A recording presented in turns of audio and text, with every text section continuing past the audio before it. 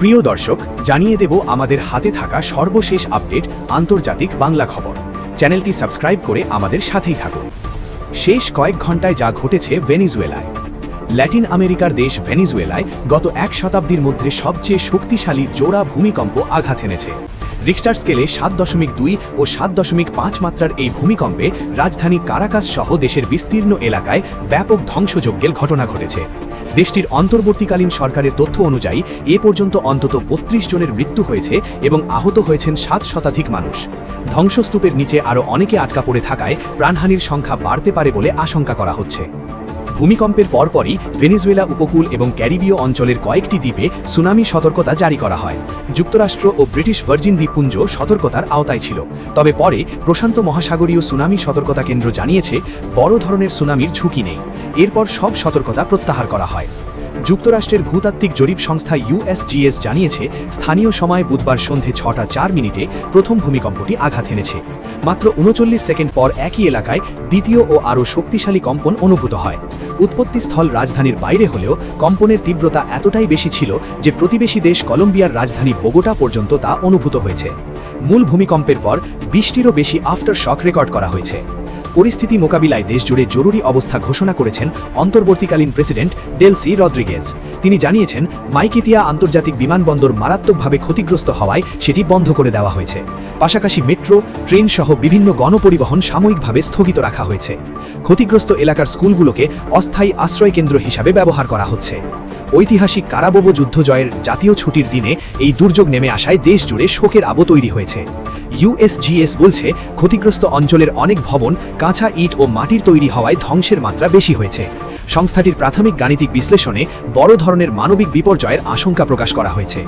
এদিকে ভেনেজুয়েলার প্রতি সহায়তার হাত বাড়িয়েছে আন্তর্জাতিক সম্প্রদায়। মার্কিন প্রেসিডেন্ট ডোনাল্ড ট্রাম্প গভীর শোক প্রকাশ করে জরুরি সহায়তা দেওয়ার প্রস্তুতির কথা জানিয়েছেন। ব্রাজিল, ইকুয়েডর, এল সালভাডর সহ কয়েকটি দেশ ইতোমধ্যে উদ্ধারকর্মী ও ত্রাণ সহায়তা পাঠানোর উদ্যোগ নিয়েছে। গ্যাস লাইনের বিস্ফোরণ, ভবন ধস এবং ধারাবাহিক আফটার শকের ঝুঁকিতে লাখ লাখ মানুষ খোলা আকাশের নিচে অবস্থান করছেন। বিদ্যুৎ ও ইন্টারনেট সংযোগ বিচ্ছিন্ন থাকায় ক্ষয়ক্ষতির পূর্ণাঙ্গ চিত্র এখনও পাওয়া যায়নি। উদ্ধারকারীরা ধ্বংসস্তূপ সরিয়ে জীবিতদের খোঁজে অভিযান চালিয়ে যাচ্ছেন। এদিকে ইরানের মিনাব স্কুলে হামলার দায় নিয়ে নতুন করে কি বললেন ট্রাম্প? যুক্তরাষ্ট্রের প্রেসিডেন্ট ডোনাল্ড ট্রাম্প গতকাল বুধবার বলেছেন, ইরান যুদ্ধের প্রথম দিনে সেখানে একটি বালিকা বিদ্যালয়ে সংঘটিত প্রাণঘাতী ক্ষেপণাস্ত্র হামলার জন্য কে দায়ী ছিল তা হয়তো কখনোই নিশ্চিতভাবে জানা যাবে না। গত 28 ফেব্রুয়ারি ইরানের ওপর যুক্তরাষ্ট্রের ও ইসরায়েলের যৌথ হামলার প্রথম দিন ইরানের মিনাবে একটি বালিকা বিদ্যালয়ে ক্ষেপণাস্ত্র হামলায় 175 জনের বেশি শিশু শিক্ষার্থী ও শিক্ষক নিহত হন বলে জানান ইরানি কর্মকর্তারা। মার্চে এ নিয়ে প্রথম একটি প্রতিবেদন প্রকাশ করে বার্তা সংস্থা রয়টার্স। ওই প্রতিবেদনে বলা হয়েছিল, যুক্তরাষ্ট্রের সামরিক বাহিনীর একটি প্রাথমিক অভ্যন্তরীণ তদন্তে দেখা গেছে দক্ষিণ ইরানের মিনাবে স্কুলে সংঘটিত প্রাণঘাতী হামলার জন্য সম্ভবত মার্কিন বাহিনীই দায়ী ছিল। পরে পেন্টাগন এ নিয়ে তদন্তের পরিধি বাড়িয়েছে, কিন্তু এখনও প্রাথমিক অনুসন্ধানের কোনো ফলাফল আনুষ্ঠানিকভাবে স্বীকার করেনি। ট্রাম্প সাংবাদিকদের বলেন, আমি জানি না তারা কখনো ওই বিষয়টি সমাধান করতে পারবে কিনা। কার দোষ ছিল সেই প্রশ্নের সমাধান তারা কখনো করতে পারবে কিনা আমি জানি না, কারণ তখন চারিদিকে মিসাইল ছুটছিল। যা ঘটেছে তা ভয়াবহ, কিন্তু তখন সর্বত্রই মিসাইল উঠছিল। মার্কিন প্রেসিডেন্ট আরও বলেন, কেউ বলেছে এটা আমাদের মিসাইল ছিল, হয়তো তা ছিল না। এটা ছিল এমনটা বিশ্বাস করার মতো আমি কিছু দেখিনি। আমার মনে হয় না আমরা এটা করেছি। মিনাবের স্কুলে হামলার পর মার্চে বিষয়টির সঙ্গে পরিচিত সূত্রের বরাতে বলা হয়েছিল, সেই হামলা সম্ভবত যুক্তরাষ্ট্রের পুরনো টার্গেটিং তথ্য ব্যবহারের ফলাফল ছিল। মিনাবের সাজারে তাইয়েবা স্কুলে ওই হামলা বিশ্বজুড়ে তীব্র ক্ষোভের সৃষ্টি করেছিল। জাতিসংঘের মানবাধিকার কার্যালয়ও একে সম্পূর্ণ ভয়াবহ বলে অভিহিত করেছিল। ট্রাম্প প্রথমে কোনো প্রমাণ ছাড়াই দাবি করেছিলেন এর জন্য ইরান দায়ী, তবে পরে তিনি বলেন তিনি ওই হামলা সম্পর্কে যথেষ্ট জানেন না। তদন্ত চলমান রয়েছে, তিনি তদন্তের ফলাফল মেনে নেবেন এবং কেউ ইচ্ছাকৃতভাবে বিদ্যালয়টিতে হামলা করেনি। সবশেষ জানিয়ে দেব, মনে হচ্ছিল পুরো ভবনটি মাথার ওপর ভেঙে পড়বে। ভেনেজুয়েলায় নিহত 32 জন, আহত 700। ভেনেজুয়েলায় 370 সেকেন্ডের ব্যবধানে দুটি শক্তিশালী ভূমিকম্পের আঘাতে এ পর্যন্ত 32 জন নিহত ও প্রায় 700 জন আহত হওয়ার খবর পাওয়া গেছে। ভেনেজুয়েলার অন্তর্বর্তী প্রেসিডেন্ট দেলসি রদ্রিগেজ হতাহতের এই সংখ্যা জানিয়েছেন। হতাহতের সংখ্যা আরও বাড়তে পারে। মার্কিন ভূতাত্ত্বিক জরিপ সংস্থা ইউএসজিএস বলেছে, পরপর শক্তিশালী দুটি ভূমিকম্পের আঘাতে ভেনেজুয়েলায় ব্যাপক হতাহত ও ক্ষয়ক্ষতির আশঙ্কা রয়েছে। 10,000 থেকে 1 লাখ মানুষের মৃত্যুর আশঙ্কা করা হচ্ছে। এ দুর্যোগের প্রভাব সুদূর প্রসারী হতে পারে। সাংবাদিক নিকোল কোলস্টার ভূমিকম্পে ভয়াবহ অভিজ্ঞতার কথা জানান।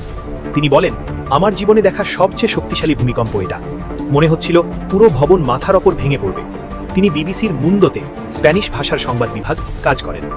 ভেনেজুয়েলার রাজধানী কারাকাসে গতকাল বুধবার স্থানীয় সময় সন্ধ্যা 6টার পর যখন শক্তিশালী জোড়া ভূমিকম্প আঘাত হানে, তখন কোলস্টার একটি অ্যাপার্টমেন্ট ভবনের 7ম তলায় ছিলেন। কারাকাসের মধ্য অঞ্চলের পালোস গ্রান্দেসে ভবনটি অবস্থিত। নিজের অভিজ্ঞতার কথা জানিয়ে নিকোল বলেন, আমি দেখলাম জানালাগুলো নড়ছে। ওই সময় সামনের দরজা আর একটি পাথরের দেওয়ালের মাঝে আশ্রয় নেওয়া ছাড়া আমার মাথায় আর কিছুই আসেনি। দেওয়ালটা মজবুত বলে মনে হয়েছিল। এক পর্যায়ে নিকোলের প্রতিবেশীরা চিৎকার করতে করতে রাস্তায় বেরিয়ে আসেন।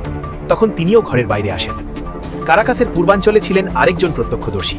কোরো মার্তিনেজ বলেন, ভূমিকম্পের সময় বিকট শব্দ হয়েছিল। 56 বছর বয়সী এই নারী বলেন, ঘরে জিনিসপত্র এমনকি ফ্রিজের ভেতরে থাকা জাগগুলো একের পর এক পড়ে গেল। আমি আগে কখনো এমন অভিজ্ঞতার মুখোমুখি হইনি। এর আগে 1967 সালে কারাকাসে এমন শক্তিশালী ভূমিকম্প হয়েছিল। সেই প্রসঙ্গ টেনে অবসরপ্রাপ্ত মারিয়া রোমেরো নামের একজন বলেন, এবারেরটা ওই ভূমিকম্পের চেয়েও ভয়াবহ ছিল। ইউএসজিএস এর তথ্য অনুযায়ী বুধবার সন্ধ্যা 6টা 4 মিনিটে কারাকাস থেকে 168 কিলোমিটার পশ্চিমে সান ফেলিপের কাছে 7.2 মাত্রার ভূমিকম্প আঘাত হানে। 370 সেকেন্ডের মাথায় কারাকাস থেকে পশ্চিমে ইউমারের কাছে 7.5 মাত্রার আরেকটি শক্তিশালী ভূমিকম্প আঘাত হানে। জোড়া ভূমিকম্পের পর সুনামি সতর্কতা জারি করা হয়, তবে অল্প সময় পরই তা তুলে নেয় কর্তৃপক্ষ। সামাজিক যোগাযোগ মাধ্যমে ছড়িয়ে পড়া ছবি ও ভিডিওতে কারাকাসে ব্যাপক ধ্বংসের চিহ্ন দেখা যাচ্ছে।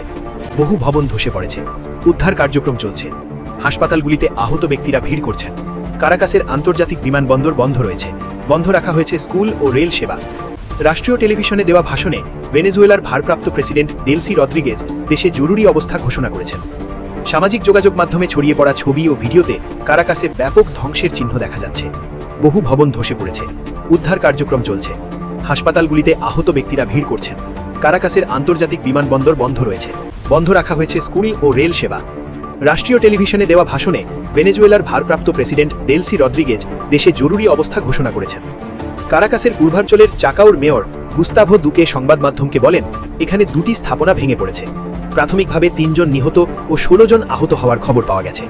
মেয়র বলেন, আমরা যত বেশি সম্ভব মানুষকে উদ্ধার করতে সাধ্যমতো সবকিছু করব।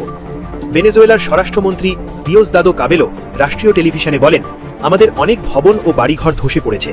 নিরাপত্তা ও বেসামরিক সাহায্যের ক্ষেত্রে আমাদের কাছে যা কিছু আছে সব দিয়েই আমরা পরিস্থিতি সামাল দিচ্ছি। দমকল পুলিশ সক্রিয়ভাবে কাজ করছে। ইউএসজিএস এর তথ্য অনুযায়ী কারাকাসে 1812 সালে শক্তিশালী ভূমিকম্পে ব্যাপক ধ্বংসযজ্ঞ হয়েছিল। সেই ভূমিকম্পে মারা যান প্রায় 30,000 মানুষ।